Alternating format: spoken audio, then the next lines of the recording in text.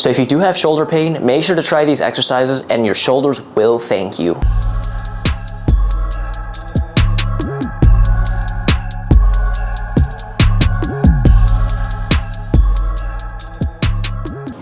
What's going on, guys? Welcome back to a brand new video. In today's video, I want to talk specifically about shoulder pain, especially in the context of fitness and calisthenics, because shoulder pain is quite common for a lot of us. And there's a lot of people out there who just kind of push through it, and that's ideally not the best way to tackle it. And there's also a handful of people who, when they have shoulder pain, they just completely stop all forms of exercise and movement. And that's also not the ideal way to tackle it either. So in this video, my goal is to address the healthy medium in between those solutions and hope to help you guys get back to what you guys enjoy doing. Since I don't know your exact condition, it is going to be hard for me to be able to pinpoint and promise you that these will work for your specific scenario. So if you do have a serious shoulder injury, make sure to consult a medical professional first. However, as a student physical therapist, the exercises that I'm going to be showing you guys today are a pretty common set of exercises that are commonly prescribed for many different shoulder problems. So let's start with exercise number 1. I'm sure you guys have seen this before, but it's going to be banded external rotation. This exercise mainly targets your rotator cuff, and your rotator cuff is a set of 4 muscles that help you rotate your arm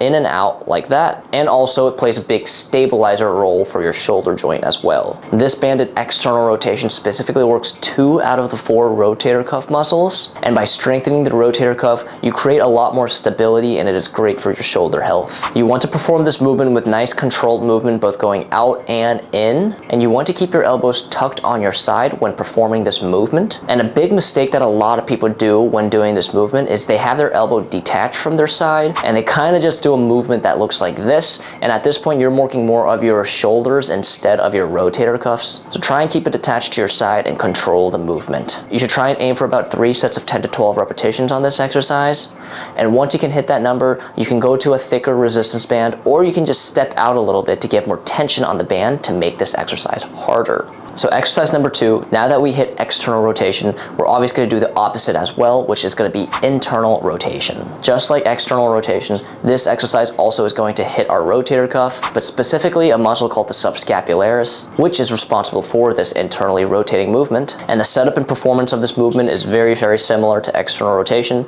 but we're just going to be pulling inward instead. Again, it's the exact same cue for the first exercise. We want to keep our elbows attached to our side and control the movement going both in and outwards. A common mistake that people do in this exercise is not attaching their elbows to their side and kind of just pulling the entire band across their chest, almost doing like a chest fly with the band. Remember, we're trying to just isolate our rotator cuffs, so keep the elbow attached to the side and just make a pure rotational movement instead of like pushing inward across your chest. Again, 3 sets of 10 to 12 repetitions with this. Once this gets harder, grab a thicker resistance band or step outside to create more tension on the band, and aim for another set of 3 sets of 10 to 12. All right, so we just hit our rotator cuffs, and like I said in the beginning of the video, a lot of people think that they can't put any weight through their shoulder at all. When they have a shoulder injury, they think that they have to completely rest, but that's not always the case, and movement is what actually promotes healing. So we just moved it with the rotator cuff exercises.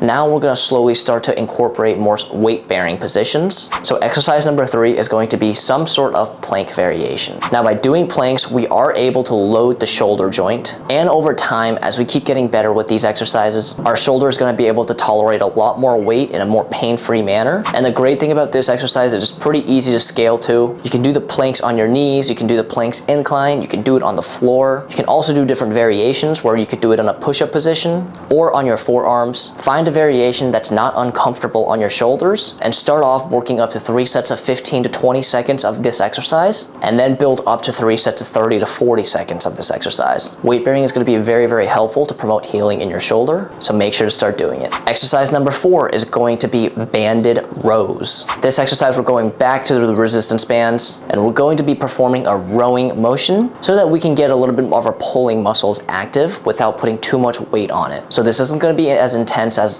pull-ups or bent over rows with dumbbells, but it still gives you the opportunity to get some pulling movement in without aggravating that shoulder. You can also perform this exercise for about 3 sets of 10 to 12 repetitions, making sure you control the movement going in and outwards. And once this gets easier, again, find a thicker band or step outside to provide more tension on the band and aim for another 3 sets of 10 to 12 reps. So there you guys have it, guys. Those are 4 great exercises to help get your shoulders moving and hopefully to get the irritation out of there so that you guys can start to get back to doing what you guys love. And for all beginners out there, I want to remind you guys, I do have a free 3-day course on starting fitness. It's a course on how to start fitness in a consistent and sustainable manner. It's not a get abs in 30 days challenge. It's a way to start building a workout habit. It includes follow-along workout routines, PDF workout trackers, video lectures, and much more. So make sure you join the 500+ students who have already taken advantage of this free course. If you found this video helpful, please make sure to leave a like and comment down below. And I hope to see you guys in another video of mine. Hope you guys have a great day and